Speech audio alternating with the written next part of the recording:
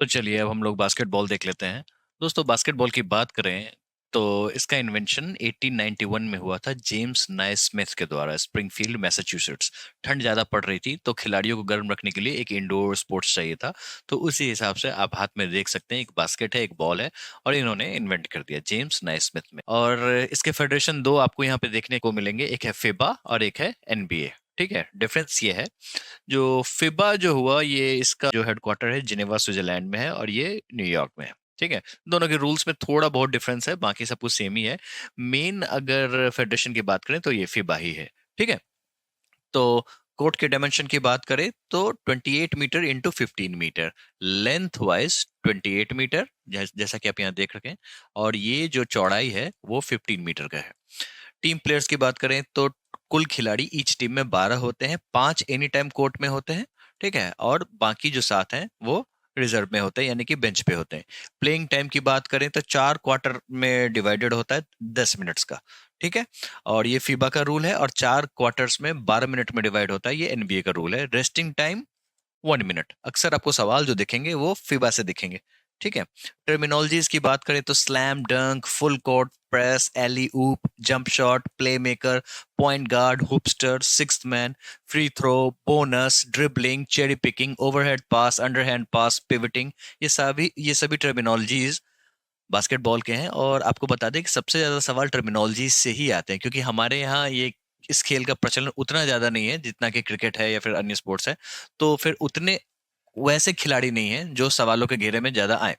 ठीक है, तो ट्रॉफीज की बात करें तो लैरी ओब्रायन चैंपियनशिप ट्रॉफी हो गया, बेंगलोर ब्लूज चैलेंज कप हो गया, बसालत झा ट्रॉफी हो गया, एसएम अर्जना राजा ट्रॉफी हो गया, टॉड मेमोरियल ट्रॉफी हो गया, विलियम जॉन्स कप हो गया, बीसी गुप्ता ट्रॉफी हो गया, Walter A Brown trophy, Bob Cousy trophy हो गया, Oscar Robertson trophy, Maurice Podoloff trophy, Nat Sweetwater Clifton trophy, Wayne Embry trophy, Earl Lloyd trophy, Willis Reed trophy, Sam Jones trophy, Chuck Cooper trophy, ये सभी trophies जो हैं वो basketball के हैं। जैसा कि मैंने आपको बताया, सबसे ज्यादा सवाल इसके टर्मिनोलॉजीज और हाउ टू प्ले से आते हैं। तो चलिए हम लोग देखते हैं, बास्केटबॉल की ओलंपिक हिस्ट्री जान लेते हैं। ये गेम पहले 1904 में आया था एग्जीबिशन वाले मोड में, यानी कि demonstration, as a demonstration sport. लेकिन इसका जो ये मेडल इवेंट कब बनता है, 1936 में। और महिलाओं का जो बास्केटबॉल होता है इसका 1976 में।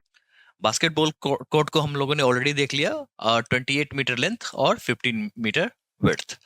और की free throw line and free throw circle are the essential court elements. अब आप कोर्ट को देखो, कोर्ट में तीन चीजें देखो, आप तीन आर्क देखना, एक आर्क ये हो गया, दूसरा ये हो गया उसके ठीक सटे हुए, और तीसरा ये हो गया। आप इसको दिमाग में रखना, ये तीन आर्क जो है ये बहुत ही ज्यादा इंपॉर्टेंट है। खिलाड़ी जो होते हैं उनका एम होता है जो इस बास्केट में बॉल को डालना, और जो सामने वाले जो टीम होती है उनका काम होता है इस चीज के लिए उसको प्रिवेंट करना।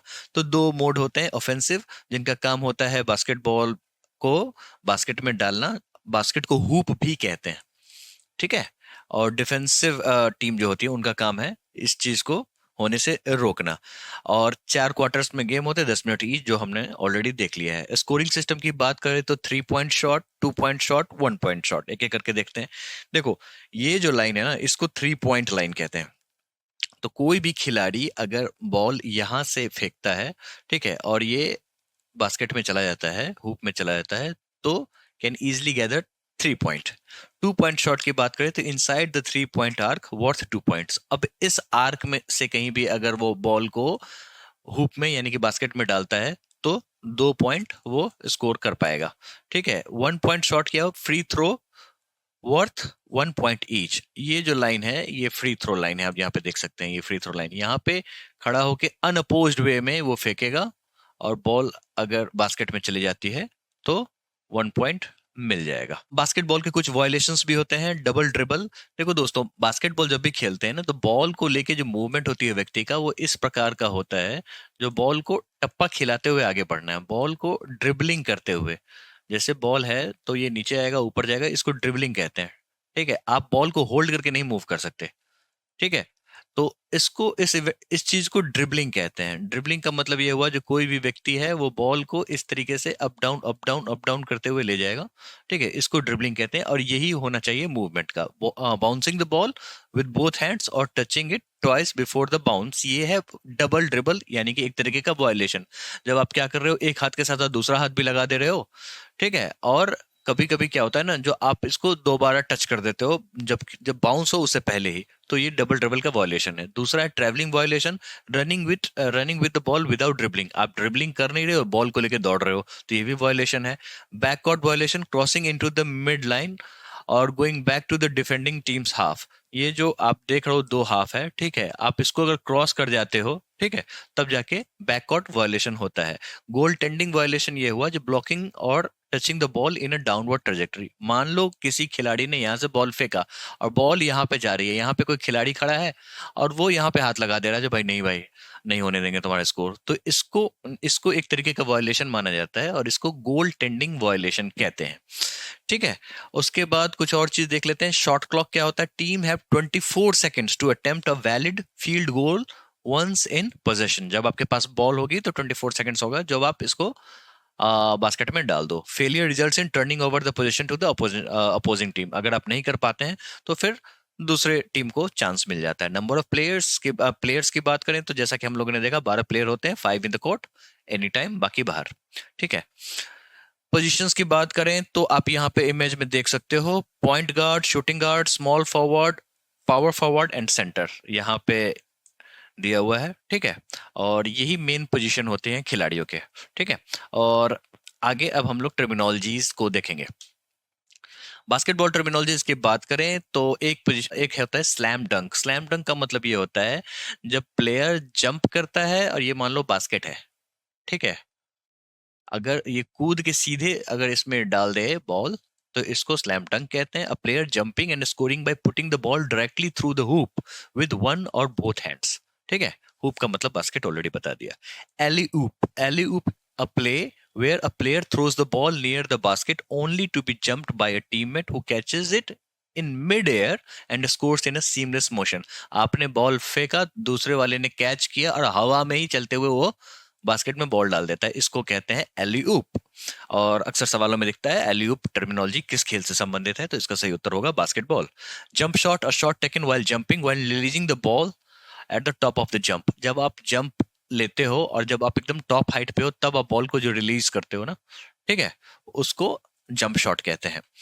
Play maker, player who controls the game by deciding which plays will be executed often leading to scoring opportunities।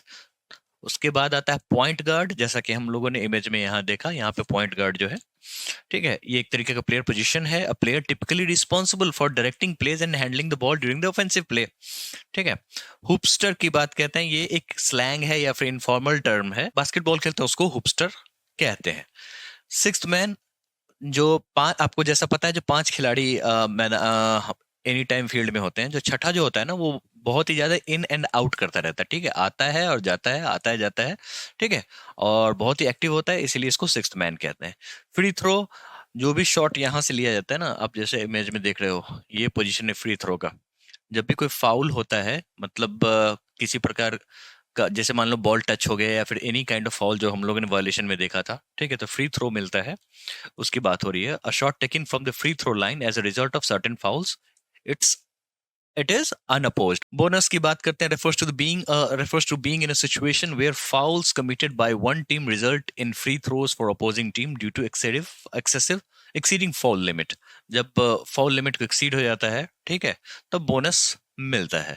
Dribbling की बात करें तो जैसा कि अगर कोई खिलाड़ी है वो बॉल को ड्रिबल करते हुए मूव करता है, मतलब जमीन पे पटकते हुए मूव करता है, हाथ में लेके आप मूव नहीं कर सकते। चेरी पिकिंग, मान लो पांच खिलाड़ी हैं, ठीक है, इसको आप यहाँ पे ऐसे समझो, जैसे मान लो पांच खिलाड़ी हैं यहाँ पे खेल रहे हैं, ठीक है, और पांच उस टीम के खिलाड़ी हैं जो चाह रहे हैं जो बॉल को इसमें डाल दें, बाकी लोग डिफेंड कर रहे हैं। एक व्यक्ति क्या करेगा, वो यहाँ आके खड़ा हो जाएगा, निकल के यहाँ आ जाएगा, तो यहाँ से जब भी मिस होता है, ठीक है, तो बॉल अगर इधर पास कर दिया गया तो इसको पहला चांस बनेगा इसको इसमें डालने के लिए, और ये एक इजी मेथड हो जाएगा स्कोर स्कोर करने का, इसी को चेरी पिकिंग कहते हैं दोस्तों। और ये चेरी पिकर हो जाएगा। ठीक है।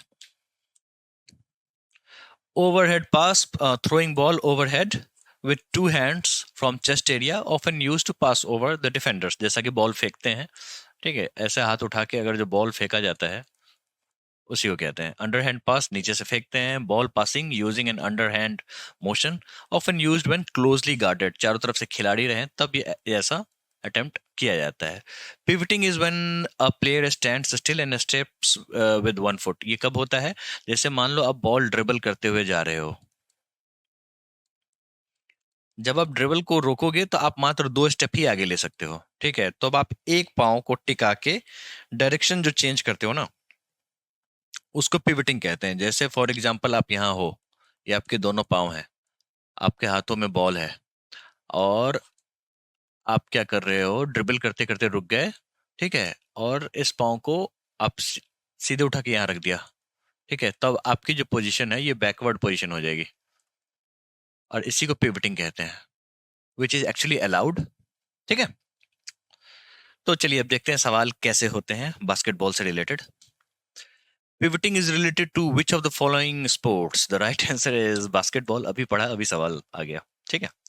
A FIBA is sanctioned game of basketball typically consists of 4 quarters of 10 minutes each। ये रहा। ठीक है। In basketball, a free throw is worth how many points? It is 1 point, जैसा कि हम लोगों ने देखा। अनअपोज्ड होता है, 3 आर्क होते हैं। ठीक है। In basketball, what can be the maximum number of points that can be scored in a shot? The right answer is 4। ठीक है, 3 pointers तो आपने सुना ही होगा एक फाउल के साथ, 4 points। A traditional basketball team has 12 players with dash basket players in the court at any given time। The right answer is 5। Which of the following term is not associated with cricket? अब cricket का सवाल क्यों ले लिया? क्योंकि बाकी के जो टर्म, इसमें से कुछ कुछ ऐसे टर्म हैं। इसका सही उत्तर है स्लैम डंक। जैसा कि हम लोगों ने देखा, स्लैम डंक मतलब जब आप हुप में यानी कि बास्केट में उछल के बॉल डाल देते हो, उसी को कहते हैं स्लैम डंक। ठीक है, बाकी के टर्म क्रिकेट से हैं। ठीक है, जब हम क्रिकेट को देखेंगे तो मेड इन, एलबीडब्ल्यू, यॉर्कर सभी पढ़ेंगे। In which sport is the free throw used? Free throw आपको बास्केटबॉल में मिलता है, जैसा कि हम लोगों ने ऑलरेडी देखा। The term dribble is used in which of the following sports? Right answer is basketball. जैसा कि मैंने आपको बताया कि सबसे ज्यादा टर्मिनोलॉजी से सवाल आते हैं, हाउ टू प्ले से सवाल आते हैं, खास बास्केटबॉल में। In which of the following sports is dunk shot used? The right answer is basketball, हम लोगों ने देखा। What is the name of the international organization that regulates basketball in the world? The right answer is FIBA। आपको मैंने FIBA और NBA का difference बता दिया। ठीक है।